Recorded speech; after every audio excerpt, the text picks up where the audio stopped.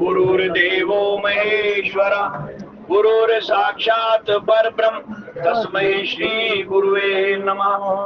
अवगुण मोरे बापूजी बख्शो गरीब नवाज, जो मैं पूत कपूत हूँ तो पिता को लाज। सियावर राम जय जय राम, मेरे प्रभु राम जय जय राम।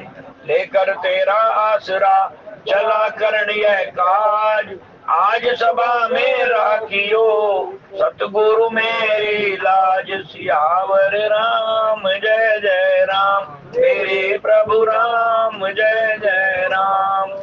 श्री गुरु चरण सरोज रज निज मन मुकर सुधार, वर्णहु रघुवर विमल यश जोदायक फल चार। सियावर राम जय जय राम, मेरे प्रभु राम जय जय राम।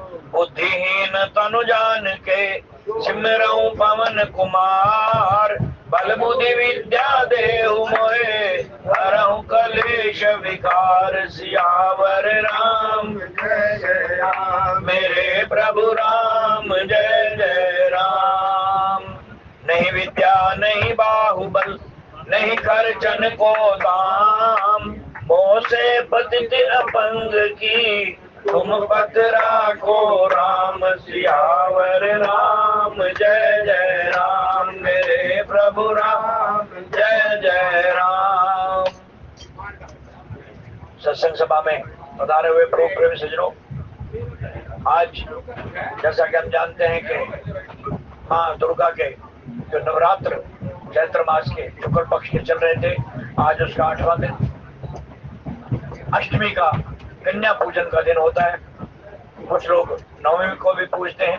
वैसे तो ये 9 के 9 रात्र कन्या पूजन के ही दिन है। ये 9 रूप है महादेवी के। प्रथमे ब्रह्मचारिणी शैलपुत्री, द्वितीय ब्रह्मचारिणी च, इस तरह स्कंद माता और कात्यायनी, इस तरह ये 9 रूप माँ दुर्गा के 9 के 9 दिन पूजने वाले हैं। लेकिन कन्याओं का पूजन औपचारिक नहीं होना चाहिए, मानसिक और सात्विक और दिल से होना चाहिए। आज इस कलिकाल के अंदर सबसे भयंकर अगर कोई पाप हो रहा है तो कन्याओं की अवहेलना और गौ माता की हत्या का हो रहा है। ये 2 पाप इतने भयंकर हो रहे हैं धरती पर कि बस भगवान ही रखवाला है जो बचाए। और बचा कैसे जा सकता है, वो आज की इस पाठ की समाप्ति पर इसकी फलश्रुति में गोस्वामी जी रास्ता बता रहे हैं। इन पापों से बचने का तरीका क्या है, मुख्य रूप से हम कैसे बच सकते हैं इन पापों से। अगर गलती से हो गए हैं तो उसका बचाव का तरीका क्या है, और आगे सुधरने का तरीका क्या है कि दोबारा ये पाप ना हो। सारी बातें आज गोस्वामी जी हमारे साथ खुल करके अपने मन को टारगेट करके, मन को श्रोता मान करके हमें बता रहे हैं। तो इससे पूर्व की आज की कथा के भाव आपके समक्ष रखूं, एक निमंत्रण पत्र आपके लिए आया है, एक सूचना भी है। सोनीपत के अंदर 76 साल से लगातार श्री राम मंदिर मोहल्ला कोट के अंदर श्री राम नवमी का भव्य महोत्सव हर साल मनाया जाता है। इस साल भी ये कार्यक्रम विगत सप्ताह भर से चल रहा है, जिसकी शुरुआत 30 मार्च से हो चुकी है। रोजाना सुंदरकांड का पाठ होता है, कीर्तन होता है और सुंदरकांड की व्याख्या होती है। ये क्रम चलता आ रहा है। आज ये समापन की ओर जा रहा है और कल इसका अंतिम पूर्णाहुति दिवस होगा यज्ञ के बाद। तो उसका जो निमंत्रण है वो आप सबके पास आया है और उसका कार्यक्रम इस प्रकार रहेगा। आज शनिवार दिनांक 5 अप्रैल श्री सुंदरकांड जी का पाठ सुंदरकांड यज्ञ समिति द्वारा साय 7 बजे शुरू हो जाएगा और प्रसाद और भंडारा रात्रि 9:30 बजे। ये आज का कार्यक्रम है। और उसके अलावा कल रविवार का कार्यक्रम रहेगा। प्रभात फेरी दुर्गा मंदिर मोहल्ला कला से शुरू होकर प्रातः 5 बजे शुरू होगी और फिर ध्वजा आरोहण, रामचरितमानस नवान पारायण पाठ का समापन हवन प्रातः सुबह कल 9 बजे होगा, वही मोहल्ला कोट के प्रांगण में राम मंदिर के अंदर। और उसके पश्चात संकीर्तन, संगीत में प्रवचन एवं पूज्य स्वामी जी द्वारा आशीर्वाद प्राप्त कीजिए और धर्म लाभ उठाइए। आप सब परिवार वहाँ आमंत्रित हैं और अभिभावकों से विशेष तौर पर प्रार्थना की गई है कि वे अपने बच्चों को सर्वांगीण विकास के लिए इस स्कूल में दाखिल करवाएं, जहाँ हर प्रकार की असहाय लोगों की मदद की जाती है। मोहल्ला कोट वालों की तरफ से एक शिक्षण संस्थान भी चलाया जाता है, उस स्कूल में दाखिले की भी अपील की गई। तो आप सब लोग सहपरिवार आमंत्रित हैं। आज और कल का ये 2 दिन का भव्य कार्यक्रम आप जैसे जैसे जिसको सहूलियत हो वो अटेंड करें, ऐसी आपके लिए ये प्रार्थना आई है। और 51 रुपए की राशि भगवान के एक भक्त ने आज की कथा के दर्शन भेंट स्वरूप भेंट की है। बहुत बहुत धन्यवाद। आइए आज के पाठ की ओर। प्रभु तुम्हारे कुल गुरु जल्दी कहिए उपाय विचार, बिनु प्रयास सागर तरिहि सकल भालू का पिधार। सियावर राम जय जय राम, मेरे प्रभु राम जय जय राम। भगवान राम की शरण में विभीषण आया, और विभीषण भगवान का अन्य भक्त है, लेकिन मोह की नगरी के जाल में ऐसा फंसा हुआ है कि चाह करके भी नहीं निकल सकता। हम सब लोगों का भी यही हाल है। हम भी जीव आत्माएं विभीषण की तरह इस मोह की नगरी में फंसे हुए हैं। चाह करके भी हम इस मोह से नहीं निकल सकते, मोह से छुटकारा नहीं मिल पा रहा। ये मोह ही रावण है। रावण की इस नगरी में हम काम, क्रोध, लोभ, मोह, अहंकार, द्वेष, ईर्ष्या, इस प्रकार की सेना से घिरे हुए हैं। और ये सारी सेना काल की है, माया की है, रावण की है। हम चाह करके भी नहीं निकल पा रहे। यद्यपि यहाँ हम जितने लोग बैठे हैं या हमसे संबंधित लोग हैं, कोई नहीं चाहता कि मैं भवसागर में बार बार जन्मों और बार बार मरता रहूं, बार बार काल का ग्रास बनता रहूं, बार बार यमदूत मुझे घसीटते रहे और अग्नि में और नरकों में धकेलते रहे। कोई नहीं चाहता। कौन चाहता है कि मैं एक बार जेल से निकल आया तो फिर दोबारा जेल में पड़ूं? कोई नहीं चाहता। यही चाहता है कि मुझे उम्र कैद हो गई या 10 साल की हो गई या 5 साल की हो गई, एक बार छुटकारा मिल गया इस यात्रा से। हे भगवान, अब मुझसे कोई ऐसा गलती से भी पाप ना हो कि मुझे फिर जेल में आना पड़े। तो ये मृत्यु लोक जो है ये बहुत बड़ा जेल खाना है, और इसका जेलर है काल। काल नहीं चाहता कि कोई भी कैदी यहाँ से निकल करके ब्रह्मलोक को जाए, क्योंकि हम यहाँ के निवासी हैं ही नहीं। हम मृत्यु लोक के निवासी नहीं है। हमारा लोक तो वो अनामी लोक है जहां जाकर के जीव वापस मृत्यु लोक में आता ही नहीं। यत्र न भाष्यते सूर्यो न शशांको न पावके यत गत्वा निवर्तन्ते भूता तत् धाम प्रियम मम। भगवान तो ये कह रहे हैं कि वो मेरा परम प्रिय धाम, जहां मेरी सारी जीवात्माएं, मेरे अंश मुझसे अलग होकर के मृत्यु लोक का तमाशा देखने के लिए आए थे मेरी आज्ञा लेकर के, लेकिन यहाँ आकर के माया के जाल में फंस गए। अब यहाँ माया से छूटने का तरीका क्या है, वो कलयुग के लोगों के लिए विशेष तौर पर आसान से आसान तरीका बताया गया। इस जेल से छूटना कैसे है और फिर यहाँ आना ना पड़े, वो उपाय कौन से करने। यद्यपि पिछले युगों में, त्रेता युग, सतयुग, द्वापर में अनेकों उपाय बताए गए, लेकिन कलयुग के जीव के पास तो इतना समय ही नहीं है। आयु भी गिनती की मिले, किसी को 50 साल, 40 साल, 60 साल, कोई बिरला भाग्यशाली होगा जो 70-80 साल तक जी रहे, वरना तो सब अल्प आयु में ही शरीर छोड़ रहे हैं, कोई किसी कारण से, कोई किसी कारण से। तो ऐसे में इस जेल से छुटकारा कैसे होगा? क्या हम पिछले जन्मों के उपाय अपनाएं? यज्ञ, हवन, जप, तप, व्रत, तीर्थ कैसे कर सकते हैं? पहले युगों में लोग हजारों हजारों साल तक बैठ करके समाधि लगाते थे और कई कई हजार साल तक जप करते थे, तप करते थे, हजारों हजारों बार यज्ञ करते थे, एक एक यज्ञ को हजार हजार बार करते थे। आज के युग में संभव ही नहीं है ये। तो फिर आज का प्राणी क्या इसी तरह सड़ता रहेगा जेल में? इस काल का कैदी इसी तरह बना रहेगा? संत कहते हैं नहीं, घबराने की जरूरत नहीं। संपार ब्रह्म परमेश्वर जिसके हम अंश हैं, ईश्वर अंश जीव अविनाशी चेतन अमल सहज सुख राशि, वो इतना दयालु है, इतना कृपालु है कि जिस तरह बच्चा मेले में बाप की उंगली छोड़ करके भाग जाए, बिछुड़ जाए, तो बाप को तब तक चैन नहीं आता जब तक वो उसको ढूंढ ना ले, चाहे वो उसकी कहीं अनाउंसमेंट करवाए या खुद ढूंढता रहे। जब तक वो पूरा मेला छान नहीं मारता और बच्चे को ढूंढ नहीं लेता, उसको चैन नहीं आता। हमारा जगत पिता भी यही कर रहा है, वो भी चैन से नहीं बैठा। पिता अपने पुत्र से बिछुड़कर चैन की नींद कैसे सो सकता है? उसको भी चैन नहीं आ रहा। वो भी हमें लेने के लिए आता है कि इस काल की कैद से इसको छुड़ा करके ले जाऊं। मैंने बच्चे को भेजा था काल की नगरी में, इस मृत्यु लोक में, कि जाकर के वहां खेल दे, जो मैंने रचना रची है इस रचना का आनंद ले और फिर वापस आ जाना। लेकिन एक ख्याल रखना, इस रचना के अंदर लिप्त मत होना, आसक्त मत होना। लेकिन ये जीव यहाँ आकर के आसक्त हो गया है। कोई पत्नी के मोह में, कोई बच्चों के मोह में, कोई जमीन जायदाद के मोह में, कोई फैक्ट्रियों के, कारखानों के, इन चीजों में उलझ गया है, धन दौलत इन चीजों के मोह में उलझ गया है और मुझे भूल गया है। अब वो पिता को चिंता हुई कि मेरा बच्चा तो मुझे भूल गया, लेकिन मैं तो बाप हूं, मैं क्यों भूलूं। वो लेने के लिए आता है हमें। जिस तरह मेले में खोए हुए बच्चे को उसका बाप ढूंढ रहा है, वो भी हमें ढूंढ रहा है। लेने के लिए कैसे आता है? विभिन्नांश रूप में, अवतारों के रूप में, स्वांश रूप में। वो ईश्वर हमारा अंशी है और हम उसके पुत्र हैं, बच्चे हैं, अंश है। ईश्वर अंश, जीव अविनाशी, चेतन अमल सहज सुख राशि, सो माया बस भयो गोसाई, बंधो कीर बरकट की नहीं। तुलसीदास जी कहते हैं कि है तो उसका अंश जो सुख की राशि है, जिसकी आत्मा पर कोई छल कपट मैल है ही नहीं, झूठ बोलना जानता ही नहीं था, लेकिन यहाँ आकर के सब कुछ सीख गया। लोभी भी हो गया, झूठ बोलना भी सीख गया, छल प्रपंच भी सीख गया, धोखा देना भी सीख गया, जबकि वहां से तो सीख करके नहीं आया था। भगवान के घर से, ईश्वर के दर से तो बिल्कुल निर्भर, सहज अमल, सहज सुख राशि, सहज स्वभाव था, सुख की राशि था, मेरा ही अंश है। ईश्वर अंश, जीव अविनाशी, चेतन, चैतन्य स्वरूप है, अमल, मल रहित है। फिर यहाँ आकर के मैल चढ़ गई।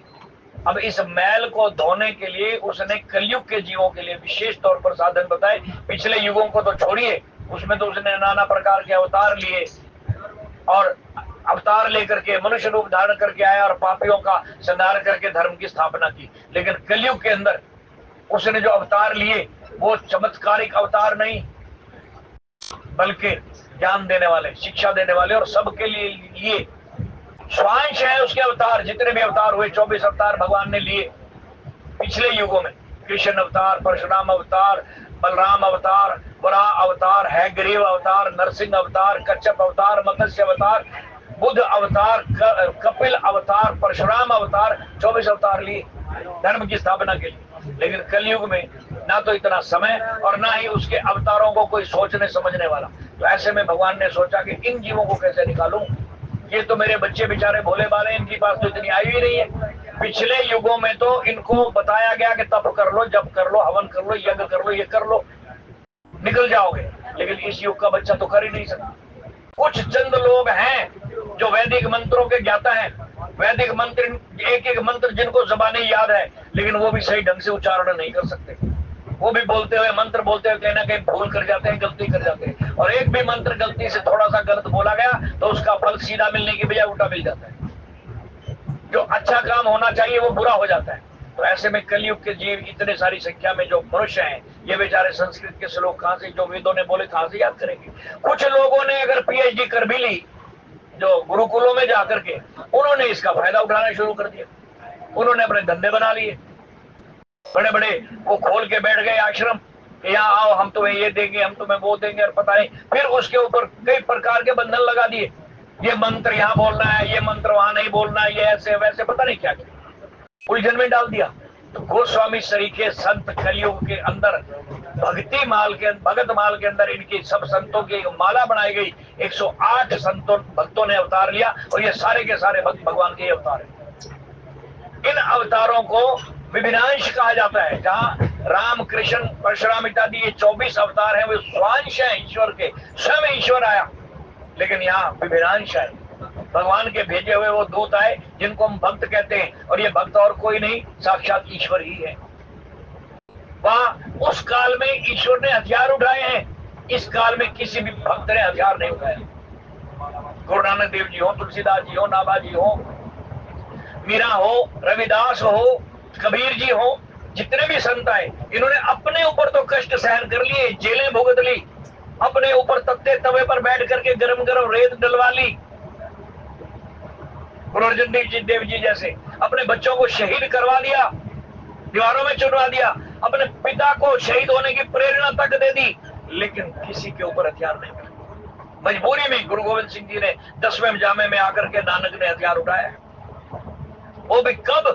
जब जफरनामे का जवाब देना पड़ा कि चूंकि अस्कार हीलते दरगुजश, हलाल अस्त बर्दन व शमशीर दस्त। जब सारे तरीके फेल हो जाए, हाथ जोड़ने से भी कोई अत्याचारी ना माने, उसके कदम ना रुके और वो माँ बहनों की इज्जत से खिलवाड़ करता हुआ धर्म को रौंदता हुआ चला जाए, पैर पकड़ने पर भी ना रुके, तब गुरु गोविंद सिंह ने कहा कि अब तलवार उठाना लाजमी।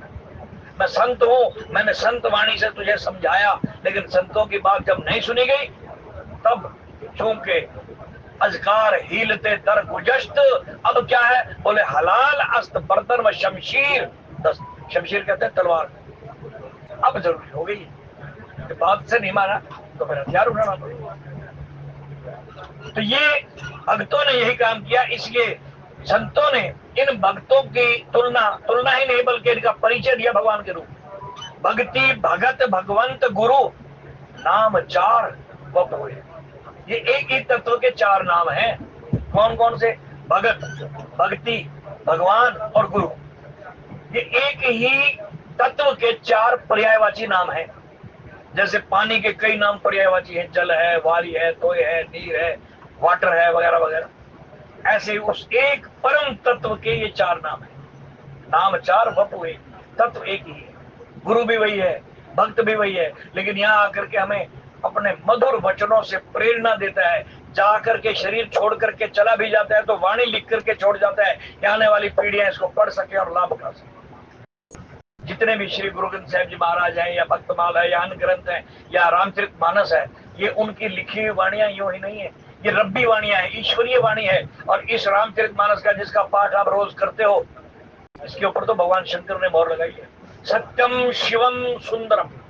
और प्रथम श्रोता भी माँ पार्वती और भगवान शंकर ही हैं। सबसे पहले जब इसकी रचना हुई तो ज्ञान वापी मंदिर काशी के अंदर है, ज्ञान वापी, जिसकी चर्चा भी पिछले दिनों बहुत रही, जिसके लिए आज प्रयासरत है हमारी सरकार भी कि ये मंदिर हमारा है, हमें वापस किया जाए। भगवान शिव का अनादिकालीन मंदिर है ये। यहाँ पर बैठ करके तुलसीदास जी ने ये सबसे पहले ये कथा माँ भगवती और माँ पार्वती और शिव को सुनाई, तब उन्होंने इसके ऊपर मोहर लगाई, सत्यम शिवम सुंदरम। और ये नाम रामचरितमानस भी माँ पार्वती का ही दिया हुआ है। पहले तो इसको तुलसीकृत रामायण के नाम से जाना जाता था, फिर तुलसीदास जी ने कहा कि नाम मेरे नाम से नहीं। माँ पार्वती ने कहा कि नहीं, तुलसीकृत रामायण नहीं बल्कि राम चरित्र मानस इस नाम से जानी जाएगी। और फिर भगवान शंकर ने मोहर लगा दी, सत्यम शिवम सुंदरम। इतना पवित्र ग्रंथ। और श्री गुरु ग्रंथ साहिब जी महाराज, उसके बाद इन सभी भक्तों की गाथा सुनाने बताने वाला भक्तमाल ग्रंथ, ये हमारे बीच में मौजूद है, लेकिन हम इनकी तरफ ध्यान ना देकर के आज भी हम विचलित हैं, भटके हुए हैं, क्योंकि हमारे सिर पर आज भी उन महान लोगों का जो है एक जोर चल रहा है जिनको संस्कृत का विद्वान कहा जाता है। वो ज्ञानी, वो जिस तरीके से श्लोक वेद पाठी है, वेद पढ़ते हैं, हमें पढ़ाते हैं, समझाते हैं, भले ही हमारी समझ में अर्थ ना आए, लेकिन वो मनगढ़ंत रास्ते इतने बना देते हैं कि हम विचलित हो जाते हैं। इसलिए गोस्वामी जी को भी लिखना पड़ा, श्रुति पुराण बहु कही उपाय, छूट न ग्रंथि अधिक उर्झाई। लगे जड़ चेतन ग्रंथि पड़ गई। जड़ माया है, चेतन ये शरीर है, चेतन अमल सहज सुख राशि। श्री राम जय राम जय जय राम, जय राम जय राम जय जय राम। हाथ जोड़ करके प्रार्थना है, थोड़ी देर के लिए कोई भी बात अगर करनी है तो या तो गेट पर आकर के कर ले, ताकि दूसरों के काम में, दूसरों के सुनने में बाधा ना पड़े। ये बहुत बड़ा पाप है। करनी भी है बहुत जरूरी बात, या मोबाइल आ गया तो गेट पर खड़े होकर कर ले, कोई दिक्कत नहीं है। हमें कोई जबरदस्ती नहीं है कि यहीं बैठ करके ही सुननी है। इससे सुनने वालों को बाधा पहुंचती है और कथा का जो रस है टपकता हुआ, वो धार टूट जाती है, फिर बूंद बूंद बन करके टपकना शुरू हो जाता है। जैसे टूटी में से नल आ रहा हो ना पूरी रफ्तार से, और फिर उसको बंद कर दे तो बाद में कुछ बूंदें ही टपकती हैं, वही हाल हो जाता है। सुनाने वाला भी विचलित, सुनने वाला भी विचलित। और किसके अपराधी कौन हुए? जिन्होंने बीच में बात करनी शुरू कर दी, वो नामा अपराधी हो गए, नाम का अपराध कर दिया उन्होंने। ये बातें अगर समझ गए होते, इतने दिन से कथा सुनते सुनते, तो आज कभी भी ना बोलते। बीच में ये वही बोलते हैं जिन्होंने कथा नहीं सुनी। सुननी होती तो बोलते नहीं। समझ गए होते कि बात आग करनी भी है, या तो मोबाइल बंद कर दो, देख करके बटन बंद कर दो, बाद में बात कर लेना, जरूरी है थोड़ी दूर जाके कर दो, क्या दिक्कत है, ताकि औरों को तो बाधा ना पहुंचे। क्षमा करना भले ही ये मैंने बोल दिया, बाड़ी कई लोगों को कड़वी भी लगेगी, लेकिन यही सत्य है। सच्ची सच्चाई हमेशा कड़वी होती है। क्षमा याचना सहित बात चल रही थी मां पार्वती की और भगवान शंकर के द्वारा सही की गई इस कथा की। ये जितने भी भक्त आए हैं ये सब भगवान के ही रूप हैं, भगवान के भेजे हुए एजेंट हैं, उन्हीं का संदेश लेकर के आए हैं। इसलिए इन संदेश वाहकों को भक्त कहा गया, संत कहा गया, पैगंबर कहा गया, जो पैगाम लेकर के आए। पैगाम माने संदेश, उर्दू का शब्द नहीं। जो पैगाम लेकर के आए उस पार ब्रह्म परमेश्वर का, उस खुदा का, उस अल्लाह का, उस परम शक्ति का जो पैगाम लाया वो पैगंबर, और वही संत, वही भक्त। तो इन भक्तों के ये संदेश हमारे सामने जो लिख करके ये छोड़ गए हैं, यूं ही इनके पास समय फालतू नहीं था। आज हम में से कोई भी ऐसा नहीं होगा जो उस तर्ज के ऊपर एक एक शब्द को ठीक जगह पर जोड़ करके एक चौपाई भी लिख दे। हर चौपाई का अलग अलग महात्म्य है और उसका अर्थ देखेंगे, गंभीरता में जाएंगे तो एक एक लफ्ज चुन चुन करके जोड़ा गया है। इसका अर्थ अनर्थ नहीं है। आज का एक दोहा है हमारे बीच में आएगा, ढोल गवार शूद्र पशु नारी। इसका अर्थ ना समझने के कारण अनर्थ कर दिया गया, समझ ना आने के कारण, और यही हमारी आपस में समाज में लड़ाई का कारण भी बन गया। फूट डल गई हमारे में। हम सब सनातनी होते हुए भी कई भागों में बंट गए ना समझी के कारण। ये जो प्रसंग है गोस्वामी जी ने लिखे, हमें समझाने के लिए लिखे हैं। बड़े ध्यान से गौर से सुनने वाली बात है। भगवान राम ने समुद्र तट पर एक आह्वान किया अपने मंत्रिमंडल का और उनसे पूछा, देखो मर्यादा क्या कह रही है। भगवान क्या नहीं कर सकते, लेकिन यहाँ ऐश्वर्य प्रकट नहीं कर रहे। नर बन करके आए, नर लीला कर रहे हैं, और नर लीला में एक नर को, अपने आप को मनुष्य रूप में भगवान राम ऐसा शो कर रहे हैं जैसे कुछ नहीं जानते, अनजान, बिल्कुल भोला, जो कि एक आम आदमी की तासीर है, नेचर है। तो क्या कह रहे हैं कि भाई देखो, ये सामने विशाल समुद्र दिखाई दे रहा है और हमें पता लग गया है कि सीता जी समुद्र के पार है। समुद्र के पार लंका नाम का एक देश है। उस देश में सुबेल पर्वत पर और अशोक वाटिका के अंदर सीता जी कैद है।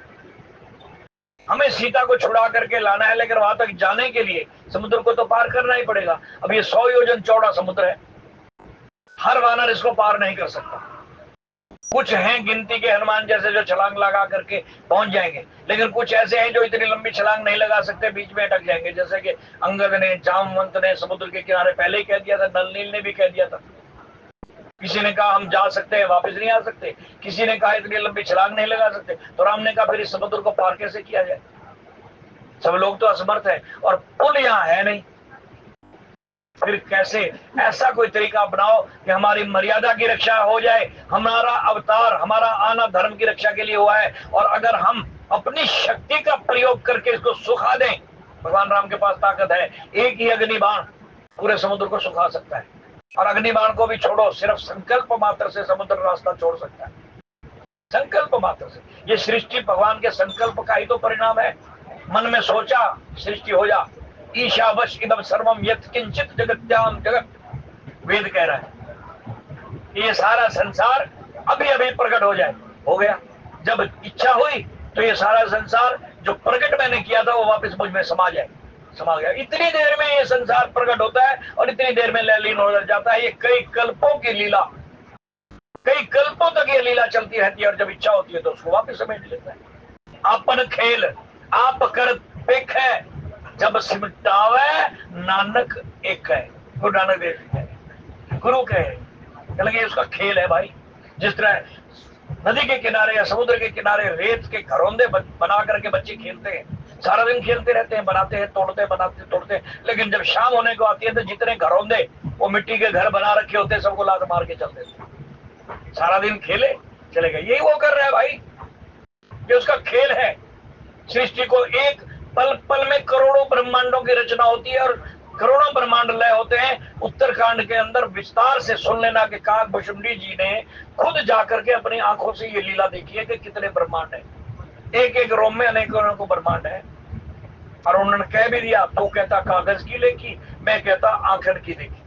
कबीर साहब ने भी कह दिया कि तूने तो बड़े बड़े ग्रंथ पढ़े होंगे शास्त्री जी, तुम विद्वान लोग हो, लेकिन हम अनपढ़ अंगूठा टेक है, हमने अपनी आंखों से उस लीला को देखा है। सचमुच इतने ब्रह्मांड जिनका जिक्र है, गुरु नानक देव जी ने भी लिखा, लख आकाशा लख पाताला, लाखों आकाश लाखों पाताल, लाखों ब्रह्मांड के ब्रह्मा, लाखों शिव, पता नहीं गिनती ही नहीं है। ये सारी चीजें संतों ने लिखी है, तो उनका अनुभव है, अपना अपनी आंखों से देखा है। तो वो क्या नहीं कर सकता भाई, जिसके रोम रोम में अनेकों ब्रह्मांड पैदा हो रहे हैं और मिट रहे हैं। एक समुद्र सुखाना या लांघना कोई मुश्किल बात है, लेकिन नर लीला कर रहे हैं, मर्यादा की स्थापना कर रहे हैं, मर्यादा ना टूटने पाए। मर्यादा पुरुषोत्तम के रूप में अवतार लिया उन्होंने, इसलिए मर्यादा की रक्षा के लिए सलाह मांग रहे हैं एक अल्पज्ञ अनजान मनुष्य की तरह के, बोलो इसको पार कैसे करें। क्योंकि मैं चाहता हूं कि इसमें जितने जीव हैं, अनगिनत जीव हैं, जितने जीव वायुमंडल में घूम रहे हैं जो दिखाई नहीं दे रहे, कीड़े पतंगे मच्छर मक्खी इत्यादि घूम रहे हैं, इनकी गिनती नहीं कर सकते कितने हैं। उससे कम संख्या में जीव धरती के ऊपर है, और इससे भी कम संख्या में जीव धरती के नीचे हैं, और उससे इन सबको मिलाकर के टोटल किया जाए तो इतने जीव समुद्र के अंदर है, क्योंकि समुद्र का दायरा पृथ्वी से 4 गुना ज्यादा है। तो इसमें बहुत से ऐसे जीव हैं, मगरमच्छ, मछलियां, सर्प, छोटे छोटे केंचुए, घींगे, और पता नहीं कितने कई प्रकार के जीव इसके अंदर हैं। हमारी जो यात्रा है वो लंका तक की यात्रा है, और अगर हम शक्ति का प्रयोग करके इसको सुखा देंगे तो उन बेचारों का क्या कसूर है, वो बेगुनाह मारे जाएंगे, वो जानवर, वो जीव जो इसमें रह रहे हैं। तो इसलिए कोई ऐसा रास्ता बताओ, ऐसी राय दो कि इन जानवरों की भी जनहानि ना हो और हम भी रास्ता पार कर जाए। सब चुप हो गए, किसी को रास्ता नहीं सूझा कि क्या तरीका बताएं कि समुद्र को बिना किसी का नुकसान किए हम पार कर जाए। तब लंकेश यानी विभीषण जी बोले, जो अभी अभी शामिल हुए हैं खेमे में, उनका प्रभु अगर आपकी आज्ञा हो तो मैं एक राय दूं। बोले हाँ बोलिए। कहने लगे, प्रभु तुम्हारे कुल गुरु जल्दी कई उपाय विचारी, बिनु प्रयास सागर तरही सकल भालू कपिधार, सियावर राम जय जय राम, मेरे प्रभु राम जय जय राम। कहने लगे, प्रभु वैसे तो आप शक्तिमान हो, सर्वशक्तिशाली हो, इच्छा मात्र से करोड़ों समुद्र पल भर में सूख जाएं, आपका एक यज्ञ बाण, एक बाण सैकड़ों समुद्रों को सुखा सकता है, इतनी ताकत है आप में। लेकिन जहां ताकत का इस्तेमाल हो वहां ताकत का प्रयोग करो, जहां प्रार्थना का इस्तेमाल हो वहां प्रार्थना से काम चलो। हर शक्तिशाली ताकत का इस्तेमाल हर जगह नहीं करता, कहेंगे बुद्धि भी काम देती है, प्रार्थना से भी काम निकालना चाहिए। बोले वो कैसे? कहने लगे, अगर एक पोता दादा के कंधे पर बैठा है और उसको कहता है कि दादा मुझे टॉफी लेकर के दो, उदाहरण है छोटे छोटे समझने के लिए, शायद बात पकड़ में आ जाए। दादा कंधे पर बिठा करके टॉफी दिलाने जाता है, उसकी नजर पड़ जाती है ऊपर की जेब में 100 का नोट और पड़ा है, तो दादा को मीठी मीठी बातों में ये पोता उलझा लेता है और मौका मिलते ही 100 का नोट निकाल लेता है ऊपर कंधे पर बैठा हुआ। और दादा भी हंस करके कहता है, बुरा नहीं मानता, खुश होता है, खुशी खुशी दे देता है। कहने लगा, प्रभु यही फार्मूला इस्तेमाल किया, ये सागर जो है तुम्हारा दादा है, तुम इसी खानदान के हो, राजा सगर की संतान हो, मनु की संतान हो, राजा सगर तुम्हारे पितामह थे, आप उनके पोत्र पपोत्र झरपोत्र, पता नहीं 40वीं पीढ़ी, 40वीं पीढ़ी में पोते हो तुम उसके। 40 पीढ़ी पहले तुम्हारा ये खानदान राजा सगर से शुरू हुआ था। महाराजा अंशुमान के पुत्र दिलीप, भागीरथ, अज, मानधाता इत्यादि ये सारे सूर्यवंशी मनु की संतान होते होते चले गए, उसी खानदान में तुम भी हो, तो तुम्हारा क्या लगा ये? बोले दादा। कहेंगे, दादा की जेब से पोता प्यार से सब कुछ निकाल ले, दादा बुरा नहीं मानता। लेकिन अगर दादा को मारने पीटने लगे, ताकत का इस्तेमाल करने लगे, छोटे बच्चे की तरह 100 का नोट निकाल ले तो दादा खुश, और अगर उसको रस्सी से बांध करके 20 साल का नौजवान पोता जुल्म करने लगे तो दादा खुश होगा क्या? कहां फंस गया मैं, हे भगवान ऐसा पोता ना देता तो अच्छा था। दादा के मुंह से बद्दुआ निकलती है, इसलिए बड़े बुजुर्गों की, माँ बाप की, दादा दादी की बद्दुआ मत लेना, इनकी प्रार्थना करके दुआएं ले लेना, आशीर्वाद ले लेना। आप भी राम जी यही करो। देखो उपाय कितना सुंदर बता रहा है विभीषण, ये हम सबके लिए बड़ा लाभदायक है। बोले इसके आगे प्रार्थना कीजिए, ये तुम्हारा कुल गुरु है। बोले प्रभु तुम्हारे कुल गुरु जलधि, ये सागर तुम्हारा कुल गुरु है, कुल का पितर है, और कई उपाय विचार, इसके तजर्बे का फायदा उठाइए। हर नौजवान को बुजुर्गों के तजर्बे का फायदा उठाना चाहिए।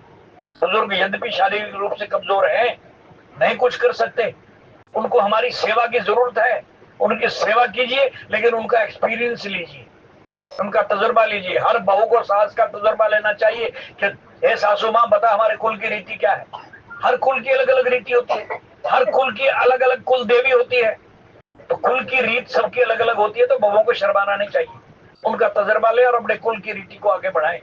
पोतों को भी चाहिए कि दादा का तजर्बा लेंगे, दादाजी आपने ये दुकान इतनी बड़ी चलाई, आज 1 से 4 दुकानें हो गई, कुछ हमारा भी मार्गदर्शन कीजिए। जहां जहां कुछ जरूरत पड़े उस बुजुर्ग दादा की सलाह ले लीजिए, जो बेचारा चलने फिरने में असमर्थ है, कमजोर है शरीर से लेकिन बुद्धि से कमजोर नहीं है, उसका तजर्बा लीजिए। बुजुर्गों का तजुर्बा और जवानों की ताकत जिस घर में इकट्ठी हो जाएगी, वो घर राम परिवार बन जाएगा। ये महाभारत के शब्द हैं। भीष्म पितामह, पितामह दादा है ना दोनों कुलों का, कौरवों का भी पांडवों का भी। वो कहता है कि अगर एक तरफ मेरा बेटा दुर्योधन होता और दूसरी तरफ भीम खड़ा हो जाए तो पूरी पृथ्वी को उठा सकते। ये दादा के शब्द है। कहने का तात्पर्य दोनों अलग अलग हुए पड़े हैं, इसलिए भूमि के लिए लड़ रहे हैं। अगर ये दोनों एक हो जाए तो पूरी भूमि इन्हीं की है और दोनों मिलकर के पूरी पृथ्वी को उठा सकते हैं, इतनी शक्ति है इनमें। हम घर में लड़ रहे हैं भाई भाई आपस में, अगर दादा की सलाह मान लें, बड़ों की सलाह मान लें, तो ये सारी जमीनें हमारी अपनी हैं। अगर हम लड़ मरेंगे तो ये जमीनें वकीलों की हो जाएंगी, कोर्टों में जाकर के खड़े हो जाएंगे, बेचते जाएंगे किले और वकीलों को देते जाएंगे। तो ये जो प्रसंग है, छोटे छोटे प्रसंग हृदयंगम करने वाले हैं कि यह सागर तुम्हारा पितर है, तुम्हारा दादा है, कुल गुरु है, इसलिए इसके आगे प्रार्थना कीजिए, हाथ जोड़िए, आपको सही रास्ता बता देगा। जो आप चाहते हैं कि किसी जीव की हत्या ना हो, कोई जीव बेकसूर मरने ना पाए और सेना भी पार चली जाए, तो कह लगे इससे उपाय पूछिए, हाथ जोड़ करके निवेदन कीजिए, ये आपको रास्ता बताएगा और पार चले जाएंगे। सखा कही तुम नीक उपाय करिए दैव जो होई साई। अब राम जी कहने लगे मित्र तूने सही उपाय बताया, सलाह सही दी है तो, और अच्छा मित्र सही सलाह देगा, बुरी सलाह नहीं देगा। हमेशा राय भी लेनी हो तो अच्छे मित्र से लो, बेसनी मित्र से नहीं। जो शराबी है, कबाबी है, जुआरी है और है मित्र, ऐसे से कभी सलाह मत देना, गलत राय देना। जो सही माने में तुम्हारा मित्र है, तुम्हारा भला चाहने वाला है, उससे राय लेना। संगति अच्छी मिले, कुसंग नहीं। राम जी कहते हैं कि अभी विभीषण को पिछले दोहे में कह के आए हैं, समझा के आए हैं कि विभीषण विधाता अगर नरक दे दे तो मंजूर, पर कुसंग ना दे, बुरी दोस्ती ना दे, क्योंकि बुरी दोस्ती नरकों से भी ज्यादा हानिकारक है।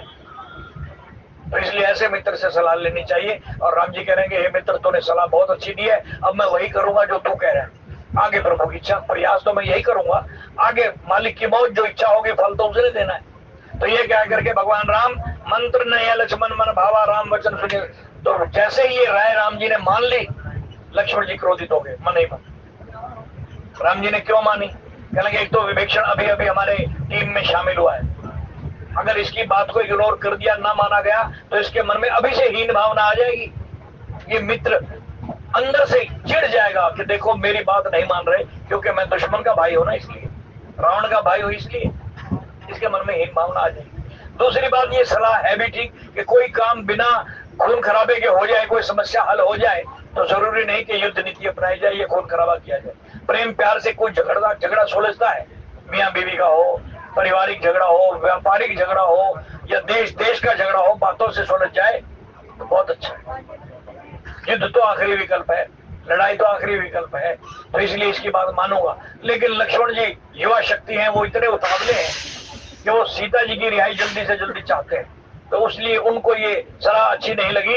मंत्र न यह लक्ष्मण मन भावा राम वचन सुनी अति दुख पावा नाथ दैव कर कवन भरोसा सोचिए सिंधु करिए मन रोषा का दर मन कहो एक यधारा दैव देव आलसी पुकारा। कहने प्रभु देवता का भाग्य का क्या भरोसा, भाग्य कब चमके कब ना चमके, धीरे धीरे बैठे रहोगे, सागर के तट पर प्रार्थना करते रहोगे। आपके पास बाण है, धनुष बाण उठाइए, आप क्षत्रिय हो, क्षत्रिय होकर के आप फैलाओगे, मांगोगे। क्षत्रिय को मांगना शोभा नहीं देता, क्षत्रिय को अपनी शक्ति का इस्तेमाल करना चाहिए। उठाइए धनुष और सुखा डालिए इसको और रास्ता तय कर दिए। ये लक्ष्मण के भाव है, भाव दोनों के एक जैसे हैं। दोनों का मकसद क्या है? सीता जी को जल्दी जल्दी छुड़ा के लाना। लेकिन एक का रास्ता थोड़ा लंबा है परंतु सरल और सीधा है, हानिकारक नहीं है। दूसरे का रास्ता शॉर्टकट तो है लेकिन नुकसान भी बहुत ज्यादा हो सकता है। बेकसूर ये जीव मारे जाएं, कौन सी भलाई, कौन सी मर्यादा स्थापित होगी इसमें, बेगुनाहों को मरवा कर। तो इस प्रकार लक्ष्मण जी ने ये राय दी, लेकिन भगवान राम ने उसकी भी सुन ली, लक्ष्मण की भी। तो सुन तो भी हंसी बोले रघुवीरा, ऐसे ही करब धरो बन धीरा, अस कई प्रभु अर्जुन समझाई, सिंधु समीप गए रघुराई। कह करके लक्ष्मण को समझा करके समुद्र के किनारे जाकर के बैठ गए। लक्ष्मण चिंता मत कर, धनुष बाण कोई दूर थोड़ी है, अगर ये गांठ बिना खून खराबे की सुलझती है, खुल जाती है तो अच्छी बात है, बिना लड़ाई झगड़े की कोई बात सुलझ जाए, नहीं तो फिर धनुष बाण तो बाद में भी इस्तेमाल किए जा सकते हैं। तेरी बात भी मानूंगा, लेकिन बाद में। और पहले विभीषण की बात को माना, विभीषण गदगद हो गया कि देखो अपने भाई की बात ना मान करके मेरी मान रहे हैं, अर्थात प्रभु का मन कितना निर्मल है, मुझे अपना सही सखा और मित्र मान लिया इन्होंने, भाई से भी ऊपर रखा है, भाई की सलाह बाद में, मेरी सलाह पहले। ये विभीषण का हौसला अफजाई थी, हिम्मत बढ़ाने वाली बात थी, विश्वास जमाने वाली बात थी। विभीषण को विश्वास हो गया कि सचमुच राम की मित्रता करके मैंने कोई घाटा नहीं किया। और अब प्रथम प्रणाम कीन सिर नाई, बैठे पुनित द्रव दसाई, जब विभीषण प्रभु वहीं आए पाछे, रावण दूत पठाए। भगवान राम हाथ जोड़ करके समुद्र के किनारे समाधि लेकर के बैठ गए, प्रार्थना करने लगे। उधर रावण, उसने विभीषण के पीछे 2 दूत भेज दिए थे कि जाओ देखो ये कहां जाता है। दोनों दूतों ने आकर के वानर का रूप धारण किया, छली थे, कपटी थे, भेष बदलने में माहिर थे, जैसे मारीच हिरण बन करके आ गया था, स्वयं मायावी राक्षस रावण साधु बन करके आ गया था, तो ये रूप बदलने में माहिर है। इन्होंने वानर का रूप धारण किया और वानरों की सेना में शामिल हो। सेना में जाकर के ये गुप्तचरी सीआईडी करते रहे कि यहाँ हो क्या रहा है। जब अपनी आंखों से इन्होंने देखा कि भगवान राम ने विभीषण को लंका का राजा बना दिया, दुश्मन के भाई को गले लगा लिया, जिस भाई को उसने लात मार करके बाहर भगाया, उस भाई को इसने गले लगा लिया, और फिर दुश्मन का भाई ना जान करके मित्रता ऐसी पक्की निभाई कि उसकी बात को पहले मान रहे हैं, अपने सगे भाई की बात को बाद में मान रहे हैं। ये राम का स्वभाव है। तो जब उन्होंने राम का स्वभाव देखा तो कहने लगे, सकल चरित्र तिन देखे, धरे कपट कपिदे, प्रभु गुण हृदय सराहे, शरणागत परने। भगवान की प्रशंसा करने लग गए, भगवान राम का ये स्वभाव, और एक हमारे स्वामी का, हमारे राजा का स्वभाव देखो कि अपनों को भी पराया बना दिया, और इसका स्वभाव देखो कि परायों को भी अपना बना दिया। जब ऐसे प्रशंसा करने लगे तो बानरों ने पहचान लिया, अरे ये कौन है जो राम और रावण की तुलना कर रहे हैं। पकड़ लिया, कौन हो तो उनको जब 2-4 पड़े, पहले तो बता नहीं रहे थे, जब 2-4 डंडे बानरों के पड़े तो स्पष्ट रूप धारण करके राक्षस बन करके आ गए, अपना सही स्वरूप असली भेष में आ गए, अस्तित्व प्रकट कर दिया। और फिर कहने लगे कि हम रावण के दूत हैं, रावण के द्वारा भेजे गए थे, यहाँ का पता लगाने के लिए आए थे। तो वानरों ने पकड़ करके पीटना शुरू कर दिया, और जब आगे पीछे पीछे वानर, आगे आगे वो दोनों दूत, देखा वे प्राण बचने वाले नहीं हैं, ये तो मार के छोड़ेंगे। तब उनको एक रास्ता सूझा, क्या? राम का नाम, राम की शरण में चले गए। बोले, क्या सुग्रीव सुनो सो वानर, अंग भंग करी पटवो बंदर, रिपुगे दूत कपिन तब जाने, सकल विधि कपी से पहियाने। बांध करके सुग्रीव के पास ले आए। सुग्रीव ने कहा, बांध करके मेरे पास ले आओ, मारो मत। ले आए तो सुग्रीव ने कहा कि इनको वो दंड दो जो इनके राजा ने हमारे दूत को दिया था। हनुमान जी दूत बन करके गए थे, क्या दंड दिया था? अंग भंग कर पटवो बंदर, ये बोला था उसने, इसका अंग भंग कर दो। फिर अंग भंग करने के लिए भी कौन सा अंग चुना गया था? पूंछ। कपी के ममता पूंछ पर, उनको पूंछ प्यारी है वानरों को, तो इसका सबसे प्यारा अंग जला डालो। रावण ने यह आदेश दिया था, तो सुग्रीव ने भी यही आदेश दिया कि क्या सुग्रीव सुनो सो वानर, अंग भंग करी पटवो निश्चर, इन राक्षसों का अंग भंग करके भेजो, नाक कान काट दो इनके। तो सुने सुग्रीव वचन कपिधाए, बांध कटप चौपास फिराए, बहु प्रकार बारण कपिला के, दीन पुकार तदपी न त्यागे, जो हमारा हर नासा खाना थे। तो इस प्रकार जब उन्होंने देखा कि प्राण बचने वाले नहीं है, तो उनको एक ही रास्ता दिखाई दिया, हाथ जोड़ करके राम की शरण में आ गए कि प्रभु राम, हम आपकी शरण में हैं, हमारी लाज रखिए, बचा लीजिए हमें। बस राम का ध्यान और राम का नाम लेते ही राम का दूत वहां खड़ा था, लक्ष्मण, जो जीव आचार्य है। लगे, छोड़ो, कोई इनको मारेगा नहीं, मेरे पास ले आओ। लक्ष्मण जी ने अपने पास बुलवा लिया। लगे, तुमने राम का नाम लेकर उसकी शरणागति ले ली है तो तुम्हारे प्राण बच गए, वरना तुम्हारे प्राण बचने वाले नहीं थे। और अब एक काम करो, मैं तुम्हें चिट्ठी लिख करके देता हूं, जाकर के अपने मालिक रावण को कह देना कि वो मुखागर मूड सन, मम संदेश उदार, सीता दे मिलहु न तो आवा काल तुम्हार, सियावर राम जय जय राम, मेरे प्रभु राम। ये चिट्ठी उसको दे देना और कह देना है मूर्ख है, मूढ़ है, कुल घाती, सारे कुल का विनाश करने वाले पापी, अब तो संभल जा। अगर अब भी नहीं संभला तो ये काल का संदेश है। लक्ष्मण जी महाकाल है, काल के अवतार है, कहेंगे ये काल का संदेश है, ये पढ़ ले, ये चिट्ठी मेरी उसको दे देना। और जब चिट्ठी लेकर के गए तो जाकर के रावण के दरबार में पहुंचे और सिर झुका करके खड़े थे। तो बेहसी दशान ने पूछी बात कैसे ऋषक अपनी कुशलाता, पुण्य को और खबर विभीषण केरी, जाय मृत्यु आई तेरी। तो देखा कह रहे शुक, उसका नाम शुक था, और दूसरे का नाम सारण था जो दूत गए थे। कहने गया शुक तुम मुरझाया हुआ क्यों खड़ा है, तेरे चेहरे पर कोई खुशी नजर नहीं आ रही, बात तो बता। सबसे पहले तो मुझे उसका हाल सुना जो राज करता हुआ सुख के इस वैभव को लात मार करके उनकी शरण में चला गया, वो विभीषण, उसका हाल बता कि क्या उसको बंदी बना लिया या मृत्यु दंड दे दिया गया, वो कहाँ है। फिर राम की सेना का हाल सुना, फिर उन तपस्वियों की बात बता राम और लक्ष्मण की कि मेरा नाम सुन करके भाग तो नहीं गए, डर तो नहीं गए। ये रावण की नीति जो है, विचारधारा है। और नाथ कृपा करी पूछे हो जैसे, अब शुक कहने लगा कि प्रभु जिस तरह कृपा करके आपने मुझसे प्रश्न पूछे हैं उसी तरह ध्यान से मेरी बात को सुनना, मैं उत्तर दे रहा हूँ। क्या बोले रावण दो तो हमें सुनी कहना, कपिन बांध दीने दुख नाना। जब उनको हमें पहचान लिया गया तो वहां के वानरों ने हमें रावण का दूत समझ करके इतने दुख दिए, बहुत ज्यादा, और मृत्यु दंड देने लगे थे। और सुनिए राम का स्वभाव, उसका नाम लेते ही हमारे प्राण बच गए, और तुम्हारा नाम लेते ही तुम तो खुद मान रहे हो कि मेरा नाम सुन करके भाग तो नहीं गए। तो खुद ही कह रहा है ना रावण, तुम्हारा नाम सुन करके लोग भाग जाते हैं और उसका नाम लेकर के काल के मुंह से बच जाते हैं। हम बच गए इसलिए सलामत खड़े हैं तुम्हारे सामने। और अब उसकी सेना पूछ रहे हो, गिनती नहीं है, वो मूर्ख होगा जो सेना गिनना चाहे। 18 पदम, करोड़ से भी ऊपर की संख्या पदम, करोड़, 10 करोड़, फिर अरब, 10 अरब, फिर खरब, 10 खरब, फिर पदम। चले इतने तो उनके सेनापति है।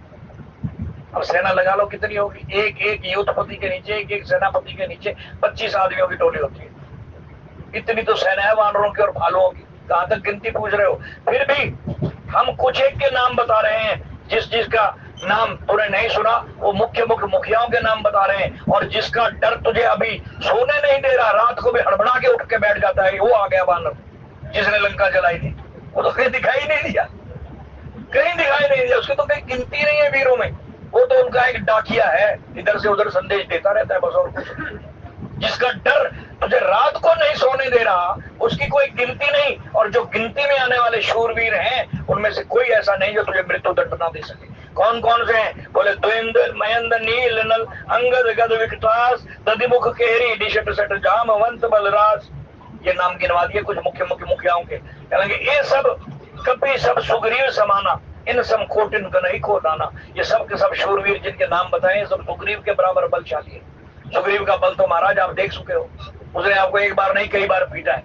और उसी का बड़ा भाई था बाली, जिसने 6 महीने तक आपको काख में दबाए रखा। और ये सारे के सारे युद्धपति जिन के मुखियाओं के नाम बताए, सारे के सारे सुग्रीव के समान है। और ऐसे ऐसे हजारों वानर है, और उनमें से कोई भी असमय सुना, शरुण, स्कंदर, पद्म, 18, जूत, बंदर, इनमें से कोई ऐसा एक भी नहीं है जो आपको युद्ध भूमि में हरा ना सके। यानी एक भी आ जाए तो हरा देगा। इस तरह से उसकी प्रशंसा करने लगे। और फिर उसने हंस करके उनका मजाक उठाया कि तुम उनकी प्रशंसा कर रहे हो, मेरे दूत बन करके गए थे, उनके दूत बन करके गए थे रावण के दूत बन करके, लेकिन राम का दर्शन करते राम के दूत बन। और यहाँ करके जब उसने हंसी उड़ाई तो शुक ने कहा कि अगर हमारी बात पर विश्वास नहीं हो रहा तो ये चिट्ठी पढ़। बोले चिट्ठी पकड़ी और उन्होंने कहा भी सही, बातन मनेरी जाए सठ, जनी गाल सिकुल खीस, राम विरोध न उबरसी, शरण विष्णु अज, ब्रह्मा विष्णु महेश की शरण में भी चला जाएगा तो तू बच नहीं सकता। इसलिए गीत जिमान अनुजीव प्रभु पद पंकज भृंग होई कि राम शरण खल फूल सहित पतंग। या तो मेरी शरण में आ जा, जिस तरह तेरा भाई आ गया है, तो तू और तेरा परिवार बच जाएगा, वरना मृत्यु के लिए तैयार हो जा। और इस प्रकार की लक्ष्मण जी की चिट्ठी को बांच करके वो हंसने लगा, मजाक उड़ाने लगा कि देखो ये छोटा तपस्वी तो उससे भी ज्यादा चालाक निकला। इसकी तो हालत ये है जैसे जमीन पर पड़ा हुआ कोई व्यक्ति आसमान को छूना चाहे, जैसे वो टटेरी एक पक्षी होता है, टिटबी टटीरी, वो हमेशा उल्टा सोता है, पैर ऊपर की तरफ कर देता है, होता छोटा सा है, मेंढक की तरह, पक्षी होता है, चिड़िया से भी छोटा होता है, लेकिन सोता उल्टा है, पीठ जमीन पर और पैर आसमान की तरफ। और जब वो ऊपर देख करके देखता हुआ सोता है तो वो सोचता है कि आसमान मैंने उठा रखा है, उसको ये भ्रम हो जाता है। तो कहने लगा रावण तुझे भी यही भ्रम हो गया। रावण कहता है लक्ष्मण को भी यही भ्रम हो गया कि वो सोच रहा है कि सारा ब्रह्मांड ही मैंने उठा रखा है, वो रावण की ताकत को जानता नहीं। और अति कोमल रघुवीर, फिर उन्होंने भगवान राम का स्वभाव बताया कि बड़े कोमल स्वभाव वाले हैं भगवान श्री राम, और उनका फिर प्रभाव बताया कि कितना प्रभाव है। उन्होंने जाते ही तुम्हारे भाई को लंका का राजा बना दिया। और ये संदेश लक्ष्मण जी ने भेजा है कि अपनी और अपने परिवार की खैर चाहते हो तो जनक सुता रघुनाथ ही दीजिए, जानकी जी को रघुनाथ जी के पास पहुंचा दो। और सुख कह रहा है कि मेरी भी राय यही है, मैंने अपनी आंखों से सारा नजारा देखा है, इसलिए कल्याण चाहते हो तो जनक सुता रघुनाथ ही दीजिए, इतना काम और प्रभु कीजिए, इतना मेरी बात मान लीजिए। जब उसने सीता देने की बात की तो ये अपने सिंहासन से उठ करके खड़ा हो गया और शुक को लात मारी जैसे विभीषण को मारी थी। उसने भी तो यही कहा था ना कि सीता को लौटा दो। जो जो सीता को लौटाने की बात करता है रावण उसको या तो मृत्युदंड दे देता है या लात मार करके घर से बाहर निकाल देता है। उसको ये सुनना ही पसंद नहीं कि सीता को लौटा दिया जाए। तो इसको भी लात मारी और जैसे ही लात खाई तो फिर नाई चरण सिर चला सुता कृपा सिंदूर बनाया, लात मार खा करके सीधा राम जी के पास चला गया, राम जी के आश्रम में चला गया और वहां जाकर के करी प्रणाम निज कथा सुनाई, राम कृपा अपन गति पाई। वहां प्रणाम करके सारी अपनी कथा क्या सुनाई और उसको पिछले जन्म की याद आ गई कि मैं था तो ऋषि लेकिन अगस्त ऋषि के श्राप से राक्षस हो गया था, हे प्रभु मेरे राक्षस जोनी से छुटकारा कराई। तो तब भगवान राम की कृपा से ऋषि अगस्त की शाप भवानी राक्षस भयो राम मुनि ज्ञानी बंदी राम पद बारह बारह मुनि निज आश्रम को पगधारा। राम जी की कृपा से उसकी राक्षस चोटी छूट गई, मुनि का रूप धारण करके वो अपने आश्रम को चला गया, यानी राक्षस चोटी से मुक्ति हो गई। और फिर विनय न मानत जल दिजड़ गए 3 दिन बीत, बोले राम सकोप तब भय बिन होई न प्रीत, लक्ष्मण बान सरासर आनु। अब 3 दिन बीत गए भगवान राम को समुद्र के किनारे बैठे बैठे, लेकिन 3 दिन तक समुद्र का कोई अता पता नहीं। फिर राम जी ने आंखें खोली और कहा कि लक्ष्मण अब तुम्हारी बात मानूंगा, अब तक तो मैं विभीषण की मान रहा था, प्रार्थना का रास्ता अपना रखा था, हाथ जोड़ने वाला रास्ता अपना रखा था, लेकिन जहां हाथ जोड़ने से बात ना बने, जैसे दुर्योधन को कहा ना भगवान कृष्ण ने कि इनका आधा राज्य इनको दे दे, बोला नहीं दूंगा आधा, कहने लगा अच्छा 5 गांव दे दे, 5 भाई हैं आधा राज मत दे, 5 गांव दे दे। अरे गवाले, देखो दुर्योधन के शब्द देखो, अरे गवाले तेरी बुद्धि वो गवे चरा चरा करके गवालों जैसी हो गई क्या? तो 5 गांव की बात करता है, मैं सुई के लोग जितनी भी जमीन बिना युद्ध किए नहीं दूंगा, अगर हिम्मत हो तो आके लड़के ले ले। तब भगवान कृष्ण को अपना रूप दिखाना पड़ा, जब अहंकार सिर चढ़ करके बोले सुई की नोक जितनी जमीन भी नहीं दूंगा। फिर महाभारत हुई, प्रार्थना पत्र दिया गया कि 5 गांव ही दे दे ताकि लड़ाई झगड़ा ना हो, नहीं माना। लेकिन यहाँ पर भी जब बात हाथ जोड़ने से न बनी, समुद्र प्रकट ना हुआ, सामने ना आया, तब कहा गया हथियार उठाओ। जैसे मैंने गुरु गोविंद सिंह जी का भी अभी आपको दृष्टांत सुनाया कि चूक अस्कार हिलते कर, जब सारे हाथ जुड़ाई वाले काम खत्म हो जाए, प्रार्थना कोई ना माने, तो फिर हलाल अस्त्र बर्दन व शमशीर दस्त, ये तो आखिरी हथियार है, आखिरी जो है एक रास्ता है कि हथियार उठाना पड़ता है। तब राम जी ने कहा हथियार लो, अपना धनुष बाण मंगवाया और लक्ष्मण को बड़ी खुशी हुई। लक्ष्मण मान सरासन आनो शोषो बाल शिखर बिरसानो सटसन विनय कुटिल सन प्रीति सहज कृपण सन सुंदर नीति। अब कुछ ज्ञान की बातें राम जी कह रहे हैं, कह लगे जो धूर्त है, छठ है, बाहर से कुछ अंदर से कुछ, बाहर से मिले रहे आओ आओ भाई रमेश जी आओ, बड़े दिनों बाद मिले, बाहर से ऐसे स्वागत कर रहा है, अंदर से छल कपट है, किस तरीके से इसकी दुकान पे ताले लगे, अंदर से ये सोच रहे हैं। ऐसा धूर्त व्यक्ति, उससे कैसे बात करनी चाहिए? बोले शठ सन विनय, फिर कुटिल सन नीति, इनके साथ कभी नीति की बात नहीं करनी चाहिए, ज्ञान की बात नहीं करनी चाहिए, और ये कभी प्रार्थना से भी नहीं मानते। इस तरह धूर्त व्यक्ति होते हैं। सहज कृपण सन सुंदर नीति, जो जन्म से ही कंजूस है, 1 रुपया भी खर्च करके राजी नहीं, उसको ज्ञान की बातें मत सुनाओ, सत्संग की बातें मत सुनाओ, वो चिड़ेगा या सुनेगा ही नहीं। और फिर ममता रत सन ज्ञान कहानी, जो मोह माया में फंसा हुआ है, वो ज्ञान की बात नहीं सुन के राजी होता। अति लोभी सन विरति बखानी, लोभी को वैराग्य की कहानी मत सुनाओ, बातें मत बताओ, वो विरक्त हो ही नहीं सकता। और क्रोधी सम कामी हरि कथा, कामी पुरुष, उसको भगवान की कथाएं अच्छी नहीं लगती, कामी है, काम वासना है उसके अंदर और कामनाएं जाग रही हैं। और क्रोधी क्रोधी को भी अच्छी नहीं लगती, क्रोधी को भी राम की बात अच्छी नहीं लगती। वो तो कहता है कि बस मेरे पट्टे तुम 15 मिनट के लिए खोल दो, फिर देखो मैं क्या करता हूँ। ये क्रोधी की आदत है। तो ऐसे आदमियों को राम की कथाएं अच्छी नहीं लगती। और ऊसर बीज में फल जुटा, जिस तरह बंजर भूमि में बीज डाल दो तो बीज भी गंवा बैठोगे, फल तो दूर की बात, फल नहीं मिलेगा बंजर भूमि में। तो ये सब बंजर भूमि की प्रवृत्ति वाले लोग, इनके आगे ना तो नीति काम करती है, ना प्रार्थना काम करती है, ना हाथ जोड़ने से मानते हैं। इनके साथ तो फिर हथियार से ही काम लेना पड़ता है, जो प्यार से ना माने। तो अस कही रघुपति चाप चढ़ावा, यह मत लक्ष्मण के मन भावा। ऐसा कहकर के भगवान राम ने शर संधान किया, धनुष के ऊपर वो अग्नि बाण चढ़ाया, और जैसे ही अग्नि बाण का मंत्र पढ़ा, लक्ष्मण जी बड़े खुश हो गए। अब बात बन गई, अब बहुत जल्दी हम सागर पार करते हैं।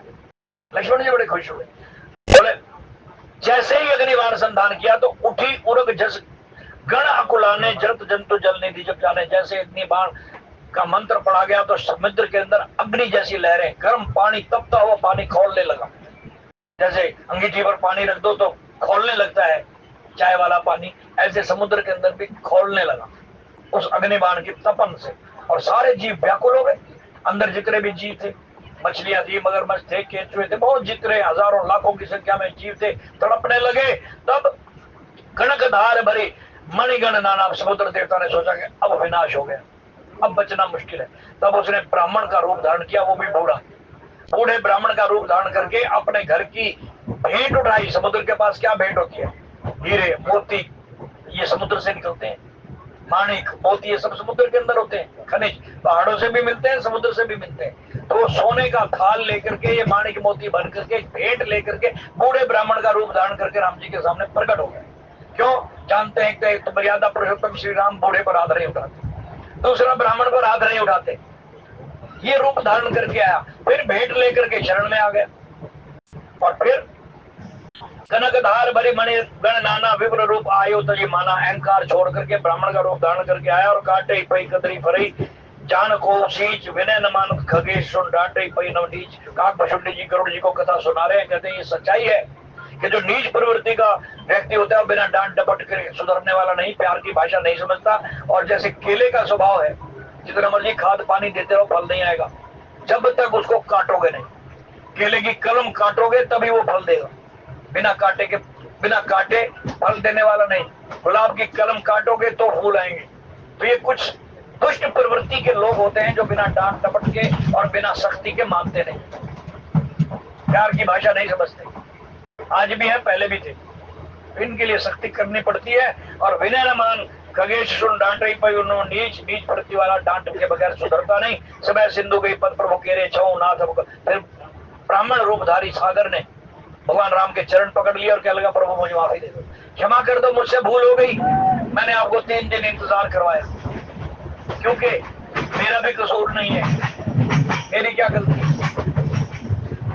बोले गगन समीर अनल जल धरनी, इनके नाथ सहज कर जड़ कर ली। अग्नि, वायु, पृथ्वी, आकाश, और ये 5 जो तत्व आपने बनाए हैं, जल, वायु, अग्नि, आकाश और पृथ्वी, ये तत्व आपके बनाए हुए हैं। और ये तत्व अगर आपकी बात में, आपकी आज्ञा में न चले, आज्ञा का उल्लंघन कर दें, तो आपकी सृष्टि एक पल भी नहीं टिक सकती। आपकी आज्ञा में हम सब 5 तत्व, जल, वायु, अग्नि, आकाश और पृथ्वी, पृथ्वी अगर 5 मिनट के लिए मर्यादा छोड़ दे और 10 रिएक्टर का भूकंप आ जाए तो पूरी ब्रह्मांड समुद्र में समा जाए, सिर्फ 10 मिनट। लेकिन ये मर्यादा में घूम रही। आकाश अपनी मर्यादा छोड़ दे, सिर्फ सूर्य देव को थोड़ा सा नीचे कर दे तो एक भी जीव जिंदा नहीं बचेगा, आपकी सृष्टि खत्म। मैं मर्यादा छोड़ दूं, एक 200-400 फुट ऊंची सुनामी की लहरें उठा दूं तो कई देश इसके लपेटे में आ जाए। और वायु 5 मिनट के लिए रुक जाए तो एक भी व्यक्ति बिना सांस के जिंदा नहीं रहेगा। तो ये 5 तत्व अपनी मर्यादा में चल रहे हैं, और ये मर्यादा आपकी बनाई हुई है। इनके ही नाथ सहज जड़ करनी, तब प्रेरित माया उपजाए सृष्टि हेतु सब ग्रंथ गाय। प्रभु आयुष जय दे, जस आई सोते ही भांति रहे सुख लही। प्रभु भल कीन मोए सिख देनी, मर जादा पुणे तुम्हारी कीनी। ये मर्यादा भी तो आपकी बनाई हुई है। तो हम 5 तत्व मर्यादा में रह करके कार्य कर रहे हैं, किसकी बनाई हुई है? संविधान आपका बनाया हुआ है। आपके संविधान का अगर हम उल्लंघन करें, 5 तत्व, 5 तो क्या एक भी कर दे तो सृष्टि नहीं चल पाएगी। हम तो आपकी आज्ञा में काम कर रहे हैं, प्रभु हमारी क्या गलती। अगर हम इसको हर आए गए की प्रार्थना स्वीकार कर ले और समुद्र सूख जाए तो फिर हमारी मर्यादा क्या रहेगी, हमारी वैल्यू क्या रह जाएगी। तो इसलिए ढोल गंवार शूद्र पशुनारी सकल ताड़ना के अधिकारी।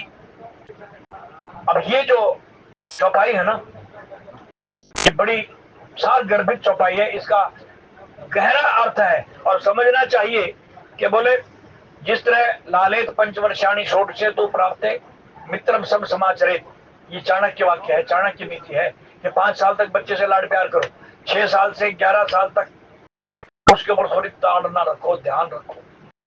ताड़ना का मतलब यहाँ उल्टा लिया गया, पीटना। ताड़ना का मतलब यहाँ पीटना नहीं है, गोस्वामी जी ने नीचे लिख भी दिया। जो लोग पाठ करते हैं, घर में ग्रंथ रखे हुए हैं, समझा भी दिया है उन्होंने, लेकिन फिर भी तथाकथित कथावाचक समझते नहीं, पढ़ते नहीं ध्यान से और अपने मन गढ़ंत व्याख्या कर देते हैं, और जिससे वैमनस्य पैदा होता है, देश के अंदर फूट पैदा होती है। ढोल गंवार शूद्र पशु नारी, शूद्र लोग, छोटी जाति वाले या छोटे सोच वाले लोग चिढ़ जाते हैं, हमें गंवार कह दिया, ताड़न के अधिकारी कह दिया, हम पिटने के लिए अधिकारी हो गए। शूद्र है कौन, पहले तो ये समझो। जिसकी बुद्धि क्षुद्र है, जिसकी सोच नेगेटिव हो गई, सोचने की ताकत जिसकी खत्म हो गई, शारीरिक बल है, उसको शरीर से काम करने के लिए हमने ही अपने घर के 4 भाइयों में काम बांट लिए। जो ज्यादा बुद्धिमान था, पढ़ा लिखा था, उसको हमने ब्राह्मण की संज्ञा दे दी। जो शक्तिशाली था, ताकतवर था, उसको हमने क्षत्रिय कह दिया कि बेटा घर की रखवाली तुमने करनी। पढ़ा लिखा तो कम है तो कोई बात नहीं, शरीर से तो सेवा कर सकता है ना घर की। एक बुद्धि से सेवा करे वो ब्राह्मण, दूसरा ताकत से सेवा करे वो क्षत्रिय, तीसरा कि बेटा तू कुछ नहीं कर सकता, गोपालन कर, बैल खेती बाड़ी ये काम संभाल, वो भी तीसरा बेटा उसी घर का ही है, उसी बाप की औलाद है। तीनों बेटे, तो घर का खेती बाड़ी भी संभाल, व्यापार भी कर, उसको हमने वैश्य कह दिया, नाम दे दिया अलग से। अब चौथा बेटा बेचारा ना तो दुकानदारी कर सकता, ना खेती बाड़ी कर सकता, शरीर से भी कमजोर है, पढ़ा लिखा है ही नहीं, ताकत भी इतनी नहीं कि घर की रक्षा कर सके, तो उसको बाप दादा ने, घर वालों ने ड्यूटी दी कि तू भी खाली टिकट मत तोड़ बेटा, तू भी काम कर। क्या करो, कहने लगा तू समय निकाल करके घर की साफ सफाई कर दिया, इतना तो कर सकता है ना, कमजोर है तो क्या हुआ, थोड़ा घंटा 2 घंटे सवेरे शाम लगा करके घर को साफ सुथरा रख लिया कर, उसको हमने शूद्र कह दिया। बस इन शब्दों ने समाज को 4 भागों में बांट दिया, ब्राह्मण क्षत्रिय वैश्य और शूद्र। और फिर जो इसकी अनर्गल व्याख्याएं हुई, उसने ऐसी फूट डाली कि हम आपस में सनातनी होते हुए भी बट गए। ये 4 जातियां, 4 वर्ण बने, फिर इनके उपवर्ण बने, उपजातियां बन गई। एक ब्राह्मण के घर में पैदा होने वाला व्यक्ति, आगे जरूरी नहीं कि एक बेटा अगर समझदार है तो दूसरा भी उतना विद्वान होगा, ब्राह्मण का बेटा ब्राह्मणत्व को प्राप्त हो जाएगा, नहीं, वो नहीं कर सका तो उसने बेचारे को कुछ नहीं आता था, दर्जी का काम शुरू कर दिया, वो उपजाति बन गई, ब्राह्मण से वो दर्जी बन गया। क्षत्रिय का बेटा कुछ काम नहीं कर सका तो उसने नाई का काम सीख लिया, छोटे छोटे काम सीख लिए, छोटे छोटे, तो उससे वो उपजातियां बनती चली गई, एक जाति की कई जातियां, उपजातियां, इस तरह से हम आपस में बटे हो गए। जबकि कोई हमें समझाने वाला, बताने वाला, पढ़ाने वाला हो तो हम थोड़ा पीछे झांक करके देखें कि एक कस के हम बारीक, एक को पिता हमारा, गुरु और संत महात्मा तो यही समझाते हैं कि हम एक की संतान है और एक ही हमारा बाप है। हमने अपने आप को काम व्यवसाय के तौर पर अपने स्वार्थ के लिए कुछ तथाकथित ढोंगियों की बातों में आकर के बांट लिया। अब बटोगे तो भाई कटोगे, बटो मत, एक हो जाओ। सनातन की यही मांग है, धर्म की रक्षा के लिए एक होना पड़ेगा, सब एक हो, एक थे और एक ही हो जाओ। एक बाप के बेटो अपने आप को पहचानो, एक कस के हम बालक, एक कस पिता हमारा, हम एक ही बाप की औलाद है और एक ही बाप हमारा है। हम बाप किसी के 2 नहीं होते, एक ही, और वो सबका पिता है। ये बात समझ में नहीं आती। तो यहाँ जो लिखा ढोल गंवार शूद्र पशु नारी, ये सब ताड़न के अधिकारी, ताड़न शब्द का ही विकृत अर्थ बता दिया गया, ताड़न का अर्थ ले लिया गया पीटना, लेकिन यहाँ लिखा गोस्वामी जी ने पीटना नहीं, समझना है।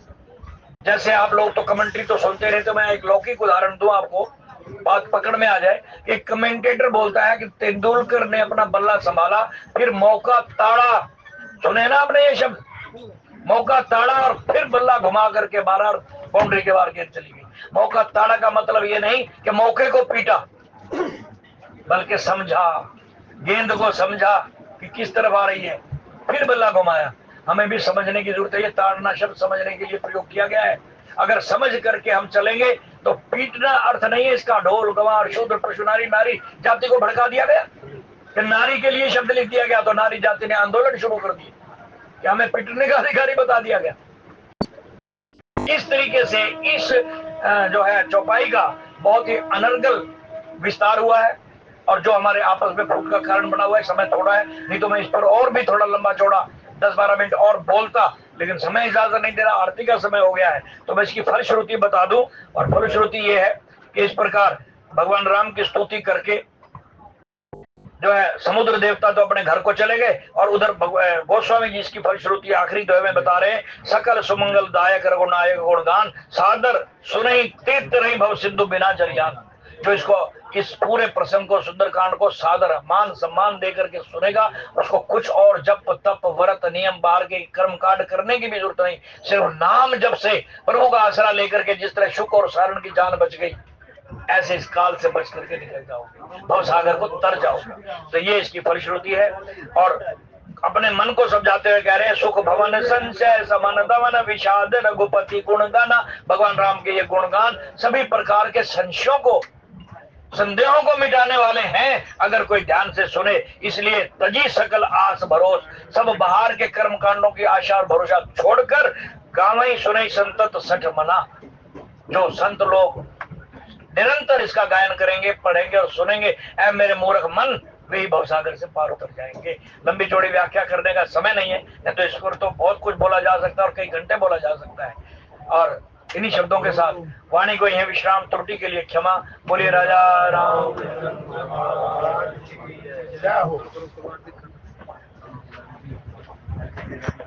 कंद भगवान